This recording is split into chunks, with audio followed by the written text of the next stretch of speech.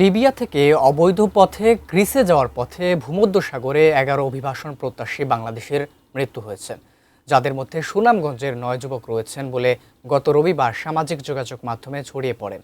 যাদের এখনও কোনো খোঁজ মেলেনি, তাদের পরিবারে চলছে হাহাকার। গ্রামে গ্রামে নেমে এসেছে শোকের ছায়া। সুনামগঞ্জ থেকে মেহেদী হাসানের পাঠানো তথ্য ছবি নিয়ে ডেস্ক রিপোর্ট। ইউরোপের উন্নত জীবনের আশায় গ্রিস যেতে ঘর ছাড়েন সুনামগঞ্জের কয়েক যুবক।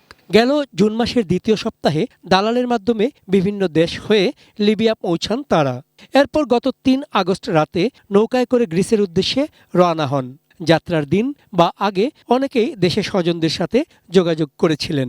এরপর থেকে আর কোনো ধরনের যোগাযোগ কিংবা খোঁজ নেই। বিভিন্ন সূত্রে জানা যায়, গত 3 আগস্ট লিবিয়ার তাবারক উপকূল থেকে নৌকায় যাত্রা শুরু করেছিলেন তারা। নৌকাটিতে থাকা 42 জনের মধ্যে 38 জনই ছিলেন বাংলাদেশি। পথে বোট নষ্ট এবং খাবার ও পানি শেষ হয়ে যাওয়ায় ভূমধ্যসাগরে 11 বাংলাদেশির মৃত্যু হয়। সুনামগঞ্জের 9 যুবকের মধ্যে শান্তিগঞ্জের 6 জন, জগন্নাথপুরের 2 জন ও দিরাই উপজেলার 1 জনের খোঁজ পাওয়া যাচ্ছে না। নিখোঁজদের পরিবারে চলছে আহাজারি। স্বজনরা জানেন না কি পরিণতি হয়েছে তাদের। আমার বুদ্ধে কয় মেরনে তুকাইও পাই না, বেড়া খালি কয় আছে মার মাঝে ভিতরে আমার পুত্রে পাই না। দালাল বলছে সে পৌঁছে গেছে, বলে অনেক টাকা নিছে আমাদের কাছ থেকে, এই প্রায় 13 লাখ টাকার মতো নিছে। লিবিয়াতে গ্রিস যাইতো 3 তারিখ কইছে, আমরা ছেলে হয়েছে আমি গিয়ে ভোট দিব আমার 3 তারিখ, এর বেশ আমরা আর জানি না।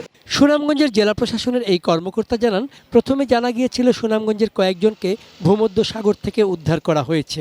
যারা উদ্ধার হয়েছে তাদের মাধ্যমে পরবর্তীতে জানা যায় বেশ কয়েকজন মারা গেছেন।